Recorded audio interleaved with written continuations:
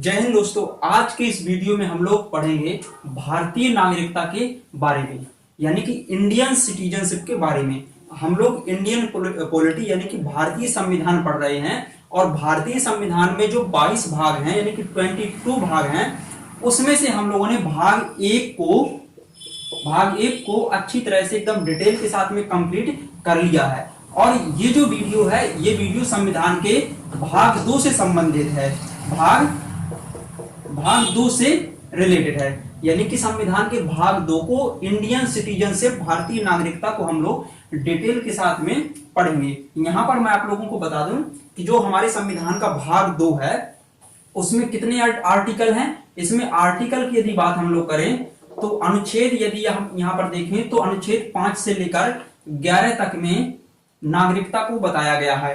अनुच्छेद 5 से लेकर 11 तक में भारतीय नागरिकता यानी कि इंडियन सिटीजनशिप के बारे में बताया गया है। तो इन सभी अनुच्छेद यानी कि आर्टिकल को हम लोग डिटेल के साथ में पढ़ेंगे। और इसके अलावा हम लोग ये भी देखेंगे कि जो नागरिकता संशोधन अधिनियम, जो मूल नागरिकता अधिनियम कौन सा था और उसमें कितनी बार संशोधन हुआ, NRI क्या है, OCI कार्ड धारक क्या है, इन सभी चीजों के बारे में हम लोग डिटेल के साथ में इस वीडियो में पढ़ेंगे।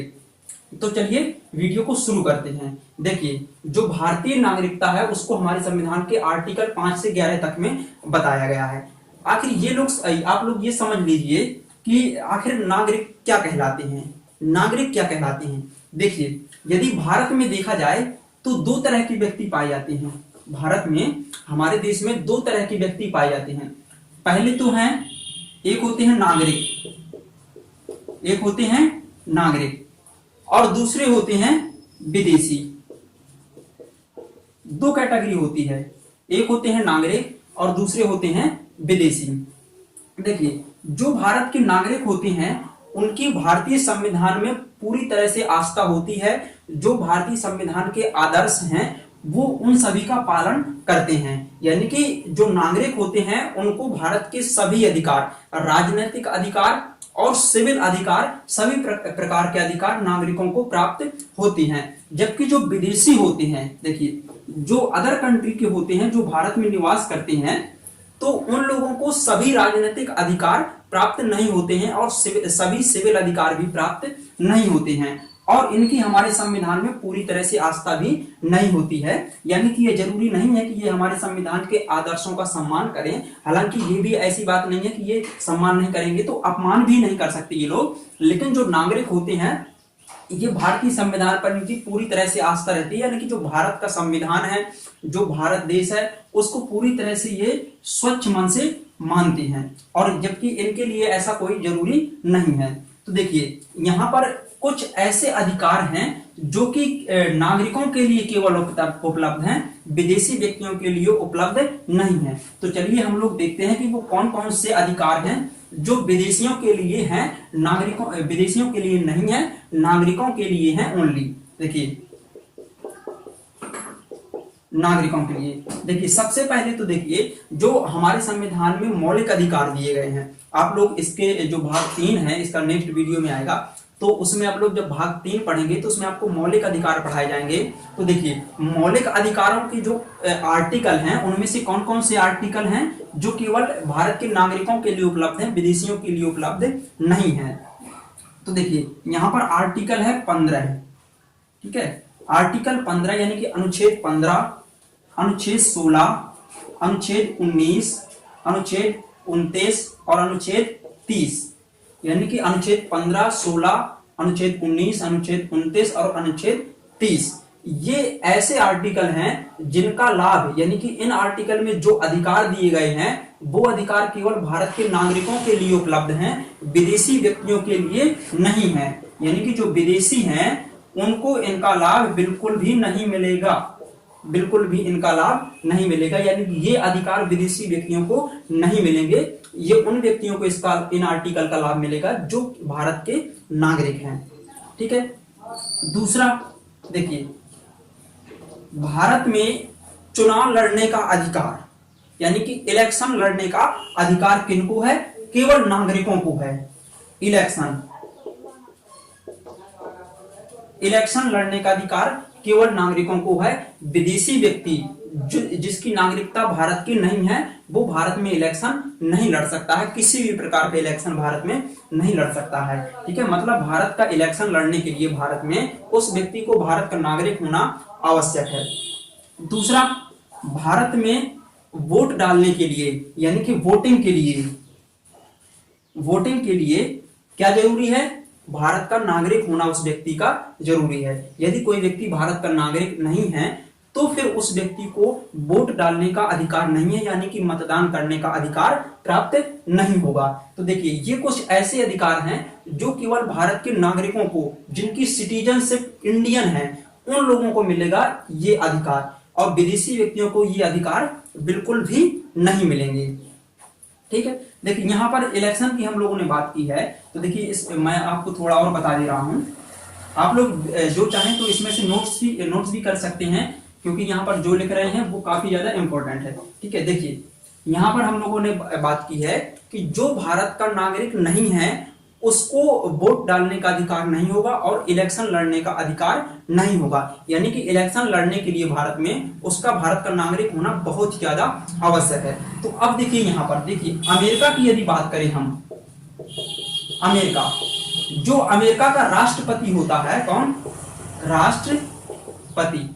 जो अमेरिका का राष्ट्रपति होता है वो वहां पर वो व्यक्ति राष्ट्रपति अमेरिका का बन सकता है जो केवल जन्म से नागरिक हो।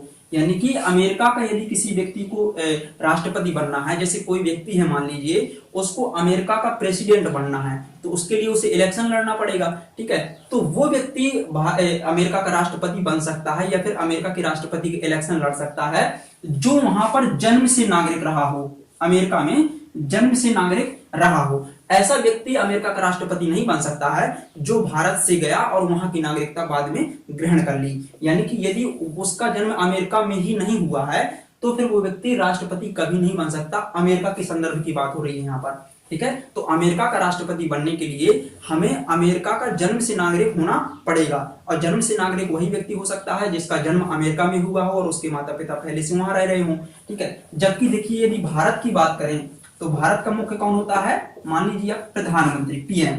तो यदि भारत का किसी को प्रधानमंत्री, यहाँ पर राष्ट्रपति की तुलना राष्ट्रपति से कर दे रहे हैं। ठीक है, भारत के यदि किसी को राष्ट्रपति बनना है, ठीक है, तो उसको यह जरूरी नहीं है कि वह जन्म से नागरिक हो। केवल एक शर्त है कि वो नागरिक हो, चाहे वो जन्म से नागरिक हो भारत में या फिर उसने नागरिकता प्राकृतिक रूप से बाद में ग्रहण की हो, यानी कि मूल रूप से किसी अन्य कंट्री का हो, यहाँ पर आकर भारत का नागरिक बन गया हो, यानी कि भारत की नागरिकता प्राप्त कर ली हो, तो ऐसा व्यक्ति भारत का राष्ट्रपति बन सकता है। ठीक है, तो आपको समझ में आ चुका होगा कि भारत का राष्ट्रपति बनने के लिए हमें केवल नागरिक होना आवश्यक है, चाहे हम जन्म से नागरिक हों या फिर प्राकृतिक रूप से हमारी नागरिकता ग्रहण की गई हो। जबकि अमेरिका का राष्ट्रपति बनने के लिए अमेरिका का जन्म से नागरिक होना बहुत ही ज्यादा आवश्यक है। ठीक, तो ये बात आपको समझ में आ चुकी होगी। चलिए अब देखते हैं हम लोग। देखिए भारत में जो नागरिकता है वो किस तरह की नागरिकता है? भारत की जो देखिए नागरिकता है वो एकल नागरिकता भारत ने ग्रहण की है। किस तरह की नागरिकता? एकल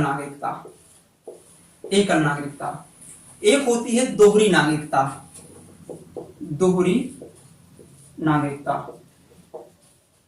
इनको हम लोग समझेंगे कि एकल नागरिकता और दोहरी नागरिकता क्या कहलाती है।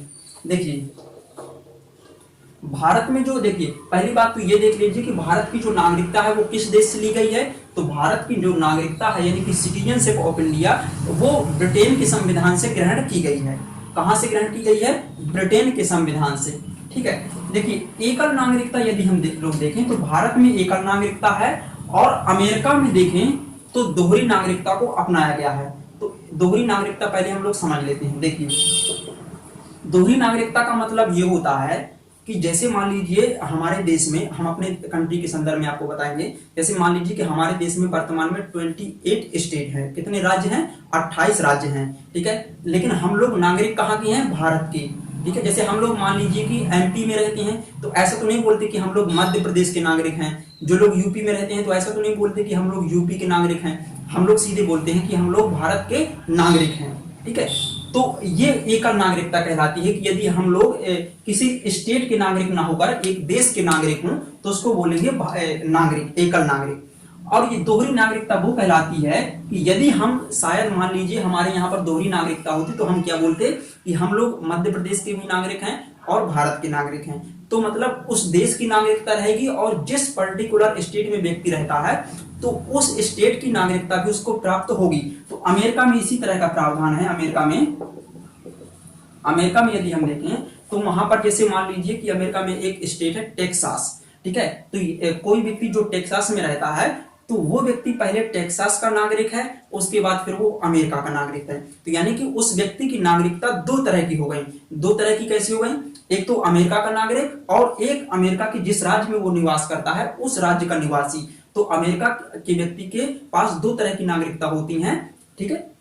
तो जैसे देखिए, अब देखिए अमेरिका में 50 स्टेट हैं, तो हर स्टेट की नागरिकता अलग अलग होती है, ठीक है। मतलब हर स्टेट का अलग फ्लैग होता है, यानी कि अलग झंडा होता है और अलग नागरिकता होती है हर स्टेट की, और हर स्टेट अपने नागरिकों को अलग सुविधाएं प्रदान करता है और अमेरिका का नागरिक होने की बजाय उसको उन लोगों को सभी समान सुविधाएं प्रदान होती हैं। जबकि देखिए भारत में इस तरह की चीज ये संभव नहीं है। भारत में 28 स्टेट हैं, तो ऐसा नहीं है कि हम लोग अपने राज्य के भी नागरिक हों, हम लोग केवल भारत के नागरिक हैं। और देखिए भारत ने एकल नागरिकता को क्यों अपनाया है, ये क्वेश्चन पूछ लिया जाता है मेंस में कि भारत ने एकल नागरिकता को क्यों अपनाया है, दोहरी नागरिकता को क्यों नहीं अपनाया। तो देखिए भारत एक ऐसा कंट्री है जहां पर ढेर सारी विविधता पाई जाती है, ठीक है। यहाँ पर धार्मिक रूप से विविधता देखें, राजनीतिक विविधता देखें, पर्यावरणीय विविधता देखें, जी चाहे जो भी देखें, ये बहुत ही विविधता वाला देश है। यहाँ पर मान लीजिए कि यदि शायद दोहरी नागरिकता होती तो क्या होता। देखिए यदि भारत में एकल की जगह दोहरी नागरिकता होती तो मान लीजिए कि हम मध्य प्रदेश के नागरिक भी होते, जो लोग यूपी में रहते हैं तो वो उत्तर प्रदेश के नागरिक होते। तो ऐसे में यह हो जाता कि कोई राज्य अपने नागरिकों के लिए भेदभाव कर सकता है, ठीक है, कि मध्य प्रदेश का जो सीएम है वो अपने नागरिकों को अलग सुविधाएं देगा, यूपी का जो सीएम है वो अपने नागरिकों को अलग सुविधाएं देगा। तो ऐसे में भेदभाव वाली समस्या ज्यादा बढ़ जाती है, ठीक है। तो इसीलिए भारत ने इस भेदभाव को कम करने के लिए और भारत को एक संघ बनाने के लिए कि ये भारत कभी टूटे ना और इसमें मतभेद ना आए, तो इसलिए भारत ने एकल नागरिकता को अपनाया है। भारत ने किस तरह की नागरिकता को अपनाया है?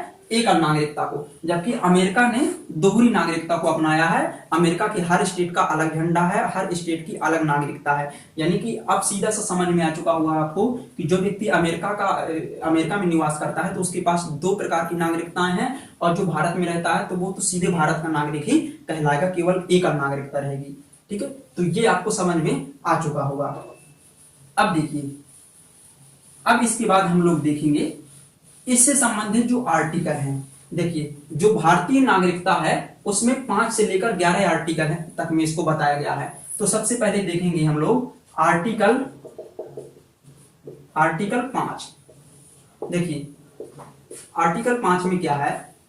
अनुच्छेद 5 में लिखा है कि कोई भी व्यक्ति भारत का नागरिक बन सकता है। क्या लिखा है इसमें? कोई भी व्यक्ति भारत का नागरिक बन सकता है यदि उसका जन्म भारत में हुआ हो। यदि उसका जन्म भारत में हुआ हो तो वो व्यक्ति भारत का नागरिक बन सकता है यदि उसके जन्म के समय उसके माता पिता भारत के नागरिक रहे हों। माने कि कोई भी व्यक्ति हो वो भारत का नागरिक बन जाएगा यदि उसका जन्म भारत में हुआ, तो ये तो स्वाभाविक सी बात है।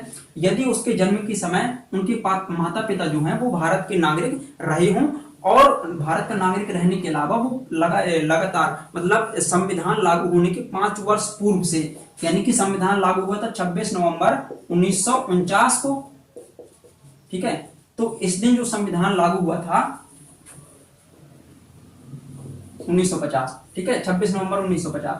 तो इस दिन जो संविधान लागू हुआ था तो इसमें क्या था कि यहाँ पर जो लोग थे, तो इसमें देखिए ये शर्त है कि उस व्यक्ति को उसके माता पिता को संविधान लागू होने के 5 वर्ष पूर्व से भारत में निवास कर रहा होना चाहिए, ठीक है। तो ये इसमें शर्त रखी गई थी। तो आर्टिकल 5 में केवल इतना ही है कि कोई भी व्यक्ति भारत का नागरिक बन सकता है यदि उसका जन्म भारत में हुआ हो और उसके जन्म के समय उसके माता पिता की नागरिकता भी भारत की रही हो और वो व्यक्ति संविधान लागू होने की तिथि से 5 वर्ष पूर्व से भारत में निवास कर रहे हो। ठीक है, ये है आर्टिकल 5 में। अब देखिए आर्टिकल 6 में देखेंगे हम लोग, आर्टिकल 6 में क्या है। देखिए आर्टिकल 6 में है कि कोई व्यक्ति यदि पाकिस्तान से भारत स्थानांतरित हुआ हो, कोई व्यक्ति यदि पाकिस्तान से कहां पर आया हो, भारत आया हो, पाकिस्तान से भारत आया हो, तो वो व्यक्ति भारत का नागरिक बन सकता है। यदि कोई व्यक्ति पाकिस्तान से भारत स्थानांतरित हुआ हो तो फिर वह व्यक्ति भारत का नागरिक बन सकता है, लेकिन किस शर्त पर कि उसके दादा या दादी में से किसी एक की नागरिकता भारत की हो, यानी कि उसके दादा या दादी में से कोई एक भारत में जन्मा हो या फिर उनकी नागरिकता भारत की हो, तथा वो लोग जो पाकिस्तान से भारत लौट कर आ रहे हैं तो वो लोग 19 जुलाई 1948 से पहले स्थानांतरित हुए हों। यानी कि यदि 19 जुलाई 1948 से पहले कोई व्यक्ति पाकिस्तान से भारत आ रहा है, इस तारीख के पहले कोई व्यक्ति पाकिस्तान से भारत आ रहा है और उसके दादा या दादी अविभाजित भारत में पैदा हुए हैं, दादा या दादी अविभाजित भारत यानी कि विभाजन के पहले का भारत में पैदा हुए हों, तो वो व्यक्ति भारत का नागरिक बन जाएगा। इतनी सी बात है अनुच्छेद 6 में। अनुच्छेद 6 में हम लोग क्या लिख सकते हैं कि कोई भी व्यक्ति जो पाकिस्तान से भारत स्थानांतरित हुआ हो 19 जुलाई 1948 से पहले तथा उसके दादा या दादी अविभाजित भारत में पैदा हुए हों, तो वो व्यक्ति भारत का नागरिक बन सकता है। तो ये इतना है इसमें अनुच्छेद 6 में। ठीक है, अब हम लोग देखेंगे आर्टिकल 7 के बारे में। इसको हम लोग मिटा देंगे। आर्टिकल 7 के बारे में देखेंगे।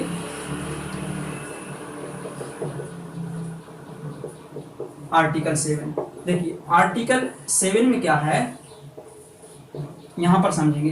देखिए अनुच्छेद जो 7 है हमारे संविधान का, उसमें ये है कि कोई भी व्यक्ति यदि वो पहले भारत से पाकिस्तान स्थानांतरित हुआ हो, पहले मतलब कब, देखिए 1 मार्च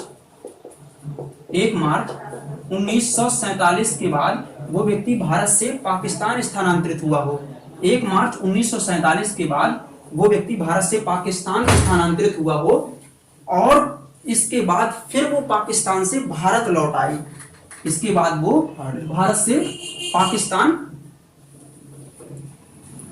देखिए यदि कोई व्यक्ति 1 मार्च 1947 के पहले 1 मार्च 1947 के पहले भारत से पाकिस्तान चला गया हो, ठीक है, यानी कि 1 मार्च, देखिए अगस्त 1947 के पहले की बात हो रही है यहाँ पर। यदि कोई व्यक्ति 1 मार्च 1947 की डेट तक में भारत से पाकिस्तान गया हो, इसके बाद फिर वो पाकिस्तान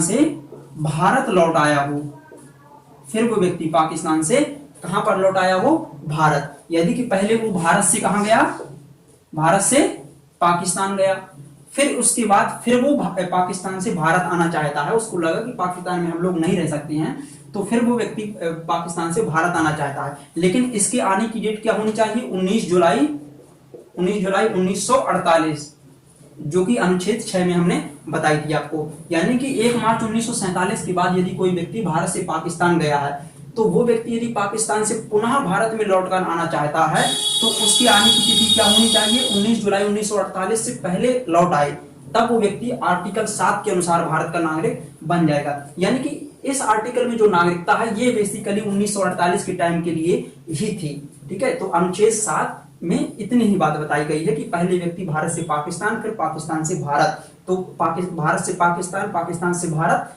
लौट के आने वाले व्यक्ति की नागरिकता अनुच्छेद 7 बताएगा। ठीक, अब यहां पर समझिए अनुच्छेद 8 को। अब हम लोग समझेंगे आर्टिकल 8 को। देखिए अनुच्छेद 8 में क्या है। अनुच्छेद 8 में बताया गया है कि यदि कोई व्यक्ति भारत के बाहर निवास कर रहा है, यदि कोई व्यक्ति भारत के बाहर निवास कर रहा है, यानी कि जैसे मान लीजिए कि कोई व्यक्ति है वो भारत का नागरिक है, कहाँ का नागरिक है?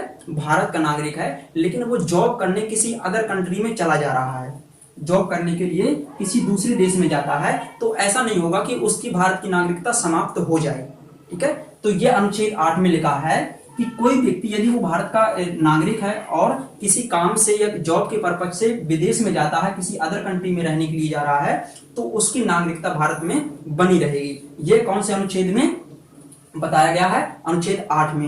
यानी कि जो NRI कहलाते हैं, देखिए NRI, non residence of India, non residence of India, जो भारत की निवासी नहीं है लेकिन नागरिक कहाँ के हैं? भारत के हैं, तो उनकी नागरिकता अनुच्छेद 8 में परिभाषित की गई है। तो समझ में आया, यदि कोई व्यक्ति भारत के बाहर निवास करता है तो ऐसे में वो व्यक्ति भारत के बाहर निवास करेगा लेकिन नागरिकता भारत की उसकी बनी रहेगी। ये अनुच्छेद 8 में है। ठीक है, अनुच्छेद 8 में केवल इतनी सी बात है, यहाँ पर थोड़ी सा और है। देखिए आर्टिकल 9 भी समझ लीजिए, आर्टिकल 9 भी यहाँ पर समझ लीजिए। देखिए आर्टिकल 9 में है, आर्टिकल 9 में है, यदि कोई व्यक्ति स्वेच्छा से किसी अन्य देश की नागरिकता ग्रहण कर लेता है, यदि कोई व्यक्ति स्वेच्छा से किसी अन्य देश की, मान लीजिए कि कोई व्यक्ति भारत का नागरिक है, उसके बाद वो विदेश गया, किसी अदर कंट्री में गया और वहां की नागरिकता उसने स्वेच्छा से ग्रहण कर ली, तो उसकी भारतीय नागरिकता जो है, जो इंडियन नागरिकता है वो क्या हो जाएगी? समाप्त हो जाएगी। यदि कोई व्यक्ति स्वेच्छा से किसी अन्य देश की नागरिकता ग्रहण कर लेता है तो उसकी भारतीय नागरिकता समाप्त हो जाएगी। यह कौन से अनुच्छेद में है? अनुच्छेद 9 यानी कि अनुच्छेद 9 में है। ठीक, तो इसको समझ लीजिए। अब देखिए यहाँ पर थोड़ा और समझेंगे, एक दो आर्टिकल और हैं। ठीक है, देखिए यहाँ पर आर्टिकल हैं, आर्टिकल 9 के बाद आएगा आर्टिकल 10। अनुच्छेद 10 में क्या बताया गया है? देखिए अनुच्छेद 10 में है, इसको अगर एक वाक्य में बोले तो नागरिकता की निरंतरता। अनुच्छेद 10 में क्या है? नागरिकता की निरंतरता। इसका मतलब क्या होता है निरंतरता का मतलब? कि देखिए यदि आप कोई भी विधि का उल्लंघन नहीं करते हैं, यदि आप नागरिकता से संबंधित किसी भी प्रकार की विधि का उल्लंघन नहीं करते हैं, तब आपकी भारतीय नागरिकता को समाप्त नहीं किया जा सकता है। यानी कि भारत के अंदर किसी व्यक्ति के अंदर इतनी हिम्मत नहीं है कि आपकी नागरिकता को वो समाप्त कर दें, जब तक कि आप कोई ऐसी विधि का उल्लंघन नहीं करते हैं। ठीक है, तो हमारी जैसे मान लीजिए कि नागरिकता है, तो हमारी नागरिकता की रक्षा कौन करता है? अनुच्छेद 10। वरना अगर अनुच्छेद 10 नहीं होता तो फिर मोदी जी की सरकार है वो सभी विपक्षी पार्टी के नेताओं की नागरिकता ही समाप्त कर देती। जब उनकी नागरिकता ही समाप्त हो जाती तो फिर वो इलेक्शन तो वैसे भी नहीं लड़ सकते थे, क्योंकि जो नागरिक नहीं है वो इलेक्शन नहीं लड़ सकता, वो तो पहले बता दिया है। तो इसीलिए कोई भी सरकार हो किसी व्यक्ति की नागरिकता को समाप्त नहीं कर सकती है, यह अनुच्छेद 10 में बताया गया है, जब तक कि उस व्यक्ति ने कोई ऐसी विधि का उल्लंघन ना कर दिया हो जिसके कारण उसकी नागरिकता का ह्रास हो जाए। ठीक है, तो अनुच्छेद 10 नागरिकता की निरंतरता, मतलब नागरिकता समाप्त नहीं की जा सकती है किसी भी व्यक्ति की। ठीक, तो अनुच्छेद 10 में केवल इतना ही है। और एक लास्ट इसका आर्टिकल है, क्योंकि 5 से 11 तक आर्टिकल है इसमें, तो जो आर्टिकल 11 है इसको समझ लीजिए। अनुच्छेद जो 11 है उसमें क्या बताया गया है? अनुच्छेद 11 में देखिए, अनुच्छेद 11 में बताया गया है कि नागरिकता से संबंधित सभी प्रकार के संशोधन, नागरिकता से, देखिए यदि हमें नागरिकता जो अधिनियम है उसमें हमें किसी प्रकार का संशोधन करना है, नागरिकता ग्रहण करने से संबंधित या फिर नागरिकता समाप्त करने से संबंधित किसी भी प्रकार का नागरिकता वाले चैप्टर में हमें यदि संविधान के संशोधन करना है, तो वो संशोधन करने का अधिकार किसके पास होगा? संसद के पास होगा। ये क्वेश्चन पूछ लिया जाता है कि नागरिकता में संशोधन करने का अधिकार किसको है? तो संसद को है। कौन से अनुच्छेद में लिखा है? अनुच्छेद 11 में लिखा है। ठीक है, और यहाँ पर यदि ये भी पूछ लिया जाए कि नागरिकता में संशोधन करने का अधिकार संसद के किस मंत्रालय को है, तो संसद के गृह मंत्रालय को है, यानी कि होम मिनिस्ट्री को, गृह मंत्रालय। वर्तमान में गृह मंत्री कौन है? अमित शाह। ठीक है, तो आप लोगों ने जो CAA वाला बिल ये सुना होगा, सिटीजनशिप अमेंडमेंट एक्ट, तो इसमें आपने गृह मंत्री अमित शाह का नाम बहुत सुना होगा, क्योंकि वही ये बिल लेकर आए थे, क्योंकि जो नागरिकता है वो गृह मंत्रालय के अधीन आती है। ठीक है, तो नागरिकता में संशोधन करने का अधिकार किसको है? संसद को है। और किस मंत्रालय को है? गृह मंत्रालय को है। नागरिकता को किस देश से ग्रहण किया गया है? केवल देखिए इतने ही आर्टिकल हैं, 5 से 11 तक ये कंप्लीट हो गए। अब हम आपसे कुछ पूछेंगे। देखिए नागरिकता को किस देश से ग्रहण किया गया है? तो नागरिकता को ब्रिटेन से ग्रहण किया गया है। यदि पूछा जाए कि एकल नागरिकता का कॉन्सेप्ट कहां से लिया गया है, तो देखिए जो एकल नागरिकता का कॉन्सेप्ट है वो कनाडा से लिया गया है। जबकि देखिए अमेरिका में जो दोहरी नागरिकता है, अमेरिका में दोहरी नागरिकता है, भारत में एकल नागरिकता। और अमेरिका के अलावा देखिए स्विट्जरलैंड में भी दोहरी नागरिकता प्रचलित है। ठीक है, तो देखिए यहाँ पर आपको थोड़ा सा रिवीजन करवा देंगे। देखिए अनुच्छेद 5 में क्या है कि कोई भी व्यक्ति भारत का नागरिक बन सकता है यदि उसका जन्म भारत में हुआ हो, ठीक है, तथा उसके माता पिता अविभाजित भारत में पैदा हुए हो या उनका भी जन्म भारत में हुआ हो, ठीक है, तो वो व्यक्ति भारत का नागरिक बन सकता है। और 6 में क्या है, यदि कोई व्यक्ति पाकिस्तान से भारत आ रहा है तो वो व्यक्ति भारत का नागरिक बन सकता है यदि उसके दादा या दादी में से कोई एक भारत में पैदा हुए हों या फिर अविभाजित भारत में पैदा हुए हों और वह 19 जुलाई 1948 से पहले भारत में लौटकर आ रहे हों, यानी कि डेट 1948 रहेगी। ठीक है, अनुच्छेद 6 में क्या है, अनुच्छेद 7 में क्या है, अनुच्छेद 7 में क्या है, यदि कोई व्यक्ति भारत से पाकिस्तान गया हो और फिर पाकिस्तान से वो भारत लौटकर आया हो तो वो उस व्यक्ति की नागरिकता के बारे में अनुच्छेद 7 में बताया गया है। अनुच्छेद 8 में क्या है, अनुच्छेद 8 में है कि वो व्यक्ति जो भारत के निवास करता है, भारत के बाहर निवास कर रहा है, वो व्यक्ति भी भारत का नागरिक बना रहेगा, तो अनुच्छेद 8 में ये है। अनुच्छेद 9 में क्या है कि कोई व्यक्ति यदि स्वेच्छा से किसी अन्य देश की नागरिकता ग्रहण कर लेता है तो वो व्यक्ति भारत का नागरिक नहीं रहेगा। यदि किसी अन्य देश की नागरिकता ग्रहण कर लेगा तो फिर भारत के नागरिक बनकर क्या करेगा, दोहरी नागरिकता थोड़ी उसको मिलेगी। ठीक है, तो ये 10 और इसके बाद जो 10 है इसमें नागरिकता की निरंतरता, यानी कि कोई भी आपकी नागरिकता समाप्त नहीं कर सकता है। 11 में है नागरिक संशोधन करने का अधिकार नागरिकता में संसद को है, गृह मंत्रालय को है। ठीक है, तो ये इतना रहेगा। देखिए इस वीडियो में हम लोग इतना ही पढ़ेंगे। इसमें देखिए हम लोगों ने देखा है कि जो नागरिकता से संबंधित आर्टिकल है और उसके बारे में जो नागरिकता कहां से ली गई है, एकल नागरिकता, दोहरी नागरिकता का कॉन्सेप्ट क्या कहलाता है। ठीक है, अब जो नेक्स्ट वीडियो आएगा हम उसमें देखेंगे जो मूल नागरिकता अधिनियम है और उसके अलावा उसमें कितनी बार संशोधन किया गया है, किस प्रकार से हम लोग नागरिकता प्राप्त करने की विधियां कौन कौन सी हैं, जैसे हम लोग जन्म के आधार पर नागरिकता प्राप्त करते हैं, आवेदन करने के द्वारा नागरिकता प्राप्त करते हैं, ठीक है, और प्राकृतिक रूप से नागरिकता प्राप्त करते हैं। तो उन सभी चीजों के बारे में इसके सेकंड पार्ट में हम लोग देखेंगे। यानी कि अभी जो नागरिकता टॉपिक है संविधान का भाग 2 वो अभी समाप्त नहीं हुआ है। उसके बाद फिर और एक वीडियो आएगा, उसमें हम लोग देखेंगे कि CAA सिटीजनशिप अमेंडमेंट एक्ट क्या है, कैब क्या है, जो अभी 2019 में रिसेंटली अपडेट हुआ था नागरिकता बिल। ठीक है, तो इसके बारे में हम लोग एकदम डिटेल के साथ में पढ़ने की कोशिश करेंगे। तो तब तक बने रहिए हमारे साथ। जय हिंद।